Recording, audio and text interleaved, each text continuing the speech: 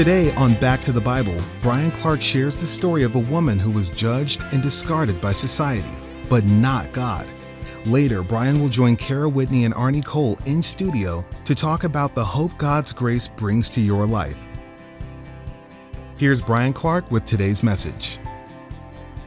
Verse 6, Now Judah took a wife for his firstborn, and her name was Tamar. But Judah's firstborn, was evil in the sight of the Lord, so the Lord took his life. That's all we know. So in this case, if the older brother dies, it was the duty of the next brother to have relations with his brother's wife, simply to produce a son, and that son would belong to his deceased brother, and the family line would travel through that son. So what Judah's asking is actually a very honorable thing to do in that particular culture. Onan knew that the offspring would not be his. So when he went into his brother's wife, he wasted his seed on the ground in order not to give offspring to his brother. But what he did was displeasing in the sight of the Lord. So he took his life also. Then Judah said to his daughter-in-law, Tamar, Remain a widow in your father's house until my son Shelah grows up. For he thought, I am afraid that he too might be like his brothers. So Tamar went and lived in her father's house. You have to understand, in the ancient culture, that was as shameful and as humiliating as it possibly could have been for Tamar. She had had two husbands, both of them died, no offspring, sent back home to dad, used, abused, and discarded. Devastating. Now, after a considerable time, Shua's daughter, the wife of Judah, died. And when the time of mourning was ended, Judah went up to his sheep shearers at Timnah, he and his friend Hira, the Adullamite. So Judah's wife dies. Notice, even in the death scene, she remains nameless. There's a message in that. She dies. Judah goes through the required period of mourning, but as soon as he meets the requirements, his response is, let's party. The record of the narrator there is meant to create that kind of a picture. When it was time to shear the sheep, just like when it was time for the crop to come in, when it was time for the wool to come in, it was party time. There's nothing wrong with that. It was the big harvest. But the way this is described is that basically Judah goes through the required mourning period, but as soon as that's up, he's ready to party. And he heads off to Timnah. Now, one of the things that we have to notice is in all of this, there isn't one mention of the slightest bit of grief. You can't miss the contrast between Jacob in chapter 37 and Judah in chapter 38. Jacob is emotionally devastated at the loss of a son whom he deeply loved. Judah has lost two sons and a wife, and there isn't one word of grief or compassion. Again, the writer's wanting to paint a picture of this selfish, reckless, lust-filled person. It was told to Tamar, Behold, your father-in-law is going up to Timnah to shear his sheep. So she removed her widow's garments and covered herself with a veil and wrapped herself and sat in the gateway of Enam, which is on the road to Timnah, for she saw that Shelah had grown up, and she had not been given to him as a wife. Somebody comes and says, by the way, your father-in-law is coming to the party. And immediately she takes off her widow clothes, and she puts on her prostitution clothes. And she devises a plan. She now knows that Shelah will not be given to her. Her only hope is to pretend to be a prostitute and go sit by the road. Which raises an interesting question. What did she know about her father-in-law, where she knew this was the right plan? When Judah saw her, he thought she was a harlot, for she had covered her face. So he turned aside to her by the road and said, "Here now, let me come into you." For he did not know that she was his daughter-in-law. Now that phrase, "let me come into you," sometimes when we get these phrases from the ancient world, there's just such a difference between an ancient culture and a modern culture, and the difference between a Hebrew language and our modern language, that things don't always kind of sound or mean the way they sound. In this case, this Hebrew phrase is meant to sound as crude and as vulgar as it sounds. The first reader would have understood this as being unbelievably crude and vulgar. In other words, again, it's trying to paint a picture of this man. He's selfish, he's reckless, he's lust-filled, he sees this prostitute by the side of the road, and he's just abrupt and he's vulgar when he speaks to her. That's the intent there. She said, "What will you give me that you may come in to me?" He said, "Therefore I will send you a young goat from the flock." She said, "Moreover, will you give a pledge until you send it?" He said, "Well, what pledge shall I give you?" She said, "Your seal and your cord and your staff that is in your hand." So he gave them to her and went into her, and she conceived by him. Then she arose and departed and removed her veil and put on her widow's garments. So she begins to negotiate the deal. "Okay, what's this worth to you?" "Well, I'll give you a lamb. I just don't happen to have one on me, so when I get home, I'll send it back." She says, "Okay, that's a deal, but I need some sort of security, just to make sure you don't rip me off." He says, "Okay, what do you want?" She says, "I want your driver's license, I want your wallet, I want your credit cards." That would be the equivalent. When she gets a hold of that signet ring, that is his credit cards. She could go all over town charging up whatever she wanted with that ring. So you have to understand, in that culture, what he gave was unbelievable. In other words, he runs into a roadside prostitute and he says, here's my wallet, here's my driver's license, here's my credit cards. Again, it's painting a picture of this guy who is so reckless, who is so lust-filled, who is so out of control that he's willing to do that for this moment of pleasure. It's just kind of shocking.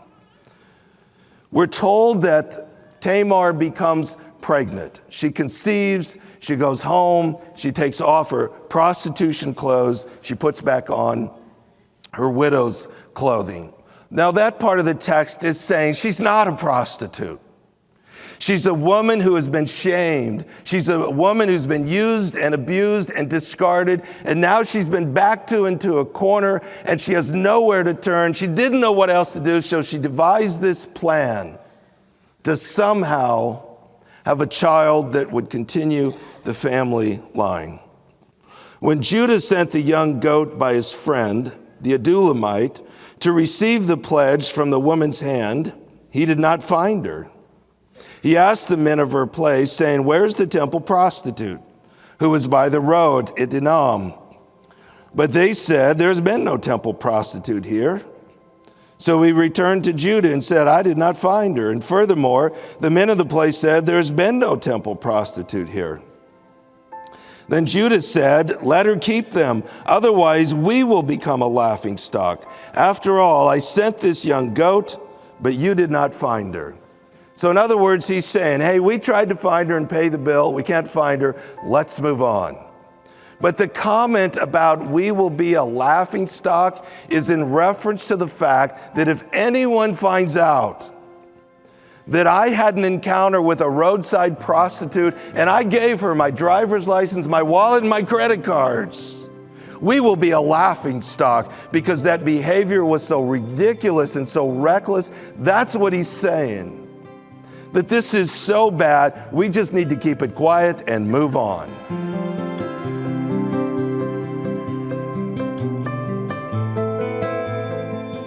You're listening to Back to the Bible.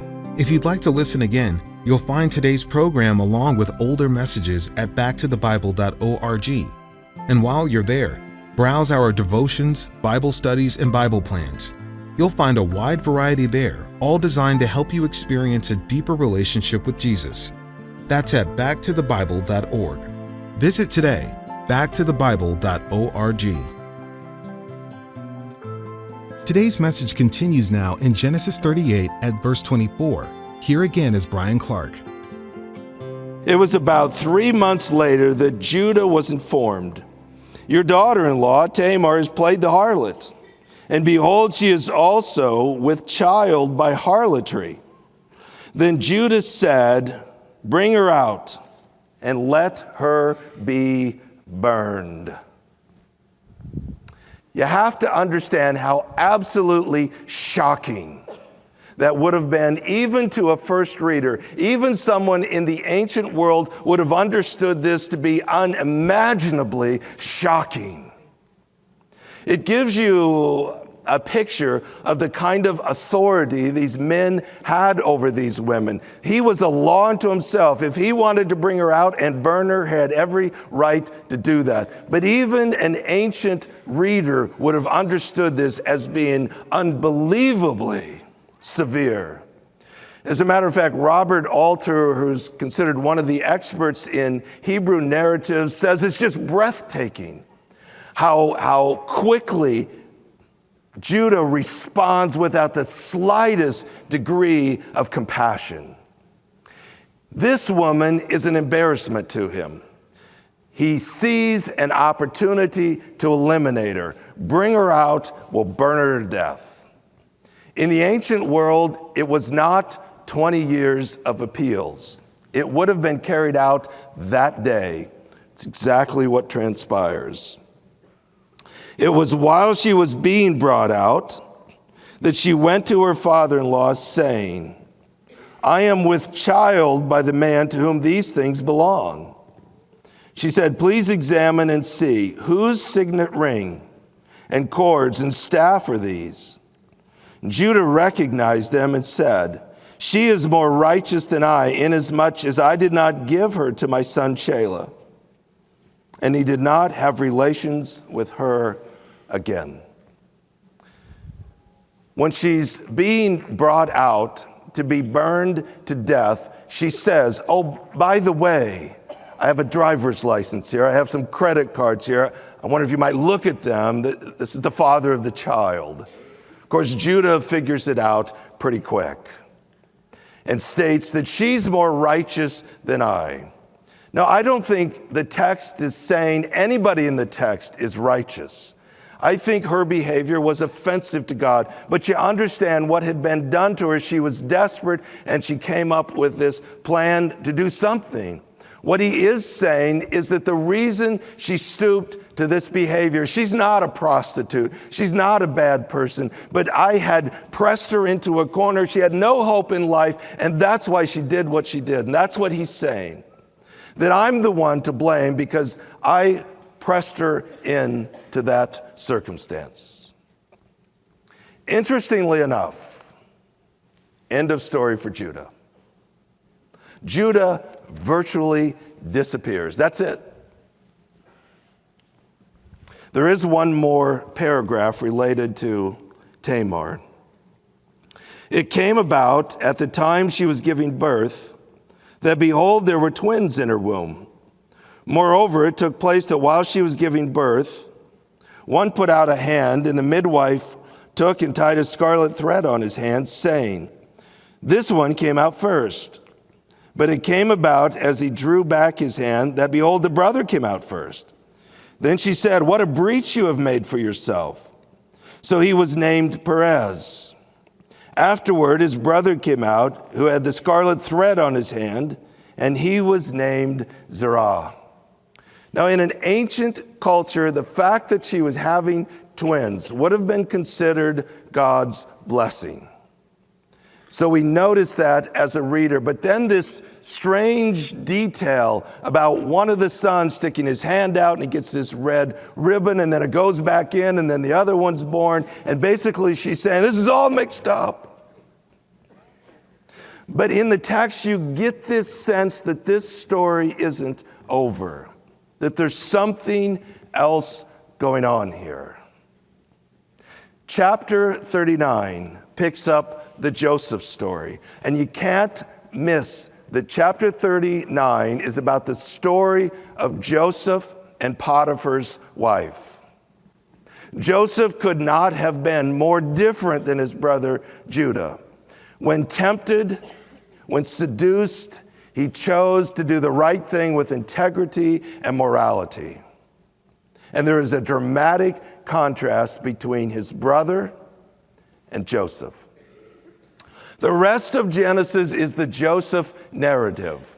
The favored son, the favored child, a man of character, a man of integrity, a high performer who becomes the number 2 man in the world, the Prince of Egypt.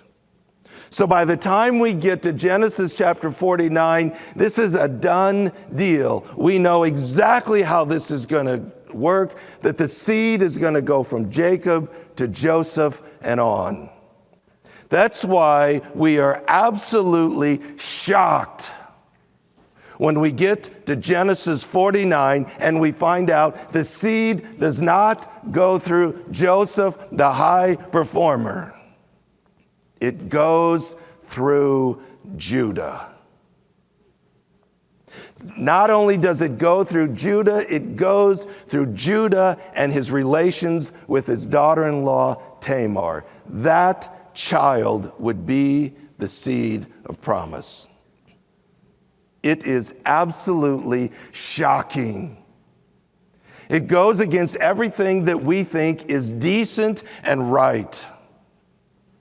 We don't know what to do with it. It is just so unbelievably scandalous. If you were to get on to Ancestry.com, this is not the story you want to find in your family tree. This is embarrassing. This is shame-filled. This is the kind of story we hide and hope no one will ever find out. You would think when Matthew was recording the genealogy of the king, the genealogy of God become flesh, the genealogy of the Messiah, he would slip past this one as quickly as possible and hope nobody notices. But as a matter of fact, he does the exact opposite. Again, in this genealogy, other than Mary, there's only 4 women named. And the first woman named in the genealogy is Tamar. If you had a story like this in your family tree, why would you focus attention on it? Why would you make it jump off the page? Why wouldn't you hide it and hope nobody knows? Unless that is the point.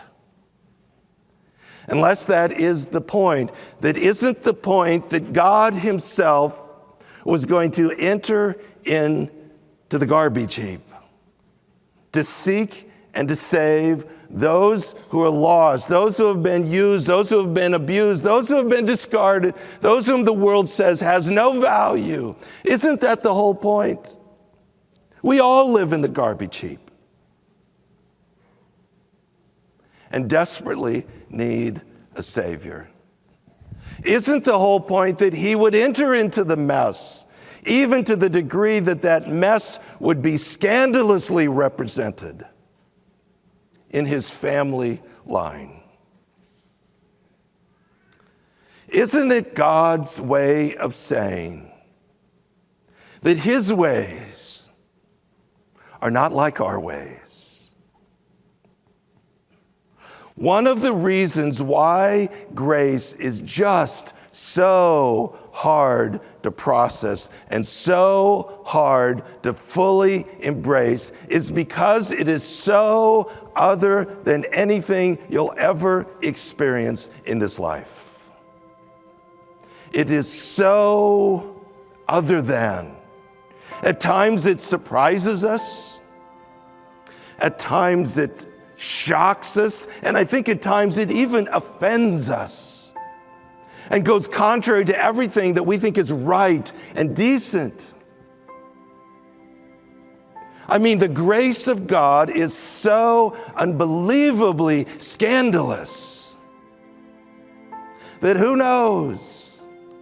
God may actually choose you to change the world.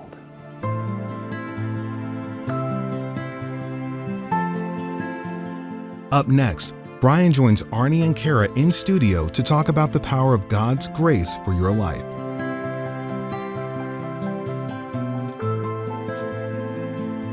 Bryan, the story is so incredible, but it's the truth. We can actually trace the line back through Tamar and Judah. Yeah, absolutely. It's clearly outlined in Matthew 1, and you get to the end of Genesis chapter 49, and you have Jacob blessing Judah as the son through whom the seed will travel. So yesterday we left the story with Tamar in disgrace, but God had his eye on her. So her story was far from over. And that applies to us today because no one is too far outside the boundaries of God's grace. Yeah, no one. I mean, it gives hope for everyone. So, Bryan, Christmas is coming. What do we need to remember about this story to give us hope for Christmas 2019? Yeah, so great question. The genealogy of Jesus is just full of reminders that Jesus came to redeem us, sinners, misfits, and losers, from sin, sins we've done, sins that have been done to us. So for everyone, Christmas is the reminder there is hope. Thanks for taking time to be with us today. If you'd like to listen to this message again, please visit us at backtothebible.org. That's backtothebible.org. Be sure to join us again tomorrow for more of Bryan Clark's teaching, right here on Back to the Bible.